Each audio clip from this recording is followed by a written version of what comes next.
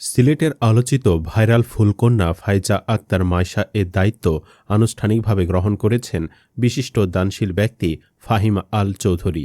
সম্প্রতি সামাজিক যোগাযোগ মাধ্যমে ভাইরাল হওয়া মায়শার অসহায় জীবনের গল্প সবার হৃদয় স্পর্শ করে। তার সংগ্রামী জীবনযাপন ও পরিবারকে সহায়তার জন্য ছোট বয়সে ফুল বিক্রির দৃশ্য ব্যাপকভাবে আলোচিত হয়। বিষয়টি নজরে আসার পর মানবিক উদ্যোগ হিসেবে এগিয়ে আসেন ফাহিম আল চৌধুরী। তিনি আনুষ্ঠানিকভাবে মায়শার সার্বিক দায়িত্ব গ্রহণ করে তার শিক্ষা, চিকিৎসা ও নিরাপদ ভবিষ্যৎ নিশ্চিত করার আশ্বাস দেন। তারই অংশ হিসেবে এবার নিজে ঘটা করে তার দায়িত্ব নিলেন। এদিন তিনি ফাইজাকে সোনার হার গলায় পরিয়ে দিয়ে মেয়ে বলেও স্বীকৃতি দেন। এমন মানবিক উদ্যোগকে সাধুবাদ জানিয়ে সামাজিক যোগাযোগ মাধ্যমে প্রশংসা করছেন সাধারণ মানুষ। অনেকে মনে করছেন এটি সমাজের বিত্তবানদের জন্য একটি অনুকরণীয় দৃষ্টান্ত। কেউ কেউ তার পরিচয়ও জানতে চাচ্ছেন। ফাহিম আল চৌধুরী সবচেয়ে বেশি আলোচনায় আসেন গত বিপিএলে সিলেট টাইটান্সের উপদেষ্টা হয়ে। জানা গেছে, সিলেটের জকিগঞ্জ উপজেলার ১ নম্বর বারহাল ইউনিয়নের শাহবাগ মহিতপুর গ্রামের মসজিদওয়ালা বাড়ির এক সম্ভ্রান্ত মুসলিম পরিবারের সন্তান ফাহিম আল চৌধুরী। তার বাবা মরহুম মাওলানা আব্দুল মুসাব্বির চৌধুরী ছিলেন অত্যন্ত সুনামখ্যাত একজন আল্লাহওয়ালা ও পরহেজগার আলেমে দ্বীন। ফাহিম আল চৌধুরী সেই ছোটকাল থেকে পরিবারের সাথে যুক্তরাজ্যে বসবাস করে আসছিলেন। উচ্চশিক্ষা শিক্ষিত ফাহিম আল চৌধুরীর ইংল্যান্ড ও আরব আমিরাত সহ বিভিন্ন দেশে রয়েছে নানা ধরনের ব্যবসা ও শিল্প প্রতিষ্ঠান। তিনি তার আয়ের একটি বড় অংশ দেশ বিদেশে মানবিক ও সামাজিক কাজে ব্যয় করেন। বিশেষ করে সিলেটের জকিগঞ্জ, কানাইঘাটে শিক্ষা, চিকিৎসা, উন্নয়ন ও মানবিক কার্যক্রম সহ জনকল্যাণমূলক নানামুখী উদ্যোগে সর্বস্তরে মানুষের কাছে তিনি যেন এক ন্যাচারাল হিরো। তিনি দীর্ঘ কয়েক যুগ থেকে অত্যন্ত গোপনে নিজ এলাকার মানবিক, সামাজিক, শিক্ষা, চিকিৎসা ও উন্নয়নমূলক কাজ করে আসছেন।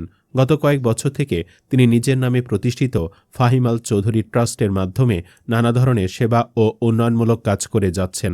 জকিগঞ্জ, কানাইঘাটের শিক্ষা, চিকিৎসা ও মানবিক কাজের অগ্রগতিতে তার অবদান অতুলনীয়। তিনি এসব কর্মকাণ্ডের পাশাপাশি মিডিয়ার কল্যাণেও ব্যাপক অবদান রাখছেন। সম্প্রতি তার যে কোনো অনুষ্ঠানে জকিগঞ্জ, কানাইঘাটের সকল স্তরের সাংবাদিকদের আমন্ত্রণ এবং তাদের প্রতি যথাযথ সম্মান দেখাচ্ছেন। তার পৃষ্ঠপোষকতায় স্থানীয় একটি সরকার অনুমোদিত প্রিন্ট পত্রিকা জকিগঞ্জ সংবাদ নিয়মিত প্রকাশিত হচ্ছে। সম্পূর্ণ নিঃস্বার্থভাবে এ পত্রিকার প্রকাশনা তিনি চালিয়ে যাচ্ছেন। তার প্রসঙ্গে জানতে জকিগঞ্জ, কানাইঘাটের একাধিক শিক্ষক, সাংবাদিক ও রাজনৈতিক ব্যক্তিবর্গকে জিজ্ঞাসা করলে সবাই জানান, ফাহিম আল চৌধুরী নিজের ব্যক্তি উদ্যোগে এ পর্যন্ত এলাকার জন্য যা করেছেন এবং যা করে যাচ্ছেন তা বিরল। এখন পর্যন্ত এ অঞ্চলে যারা এমপি হয়েছেন বা এবার এমপি হতে মনোনয়ন দাখিল করেছেন, তাদের কেউই নিজের ব্যক্তিগতভাবে এলাকার জন্য এত অর্থ ব্যয় করেননি। তারা ফাহিম আল চৌধুরীকে নিজ এলাকার রত্ন ও কৃতি সন্তান দাবি করে বলেন, এমন মন মানসিকতার মানুষ যখন জকিগঞ্জ, কানাইঘাটে নেতৃত্বে আসবেন, তখনই এগিয়ে যাবে এই অঞ্চলে মানুষের জীবনমান ও উন্নয়ন। ফাহিম আল চৌধুরী কথায় কথায় মায়ের দোয়ার কথা বলেন। মায়ের কথা বলতে গিয়ে কান্নাও করে দেন, যা তাকে একজন মা ভক্ত সন্তান হিসেবে পরিচিত করেছে। তিনি বলেন, আমার এগিয়ে যাওয়ার পেছনে আমার মা ও পরিবার, মায়ের দোয়ায় আজ আমি সফল। তিনি বলেন যে দলের রাজনীতি করেন না কেন, সবার প্রতি সম্মান থাকতে হবে। সম্মান না থাকলে দেশপ্রেম জাগবে না। জিয়া পরিবার ঘনিষ্ঠ ফাহিম আল চৌধুরী বলেন, সম্প্রতি চায়ের আড্ডায় বিএনপির চেয়ারম্যান তারেক রহমান স্যারের সাথে আমার আলাপ হয়েছে। দেশের রাজনীতির প্রশ্নবিদ্ধ সংস্কৃতির কথা বলেছি, উন্নত বিশ্বের যা বেমানান। তাকে বলেছি, প্রচলিত রাজনীতি নয়, আমার ধ্যান, জ্ঞান ও মিশন একান্ত সমাজসেবা। মানুষ না বদলালে সমাজ বদলাবে না, তাই সেই টার্গেট শিক্ষার আলো ছড়িয়ে সমাজে উন্নতিতে শরিক হয়েছি আমি। ইনশাল্লাহ আমি পারব।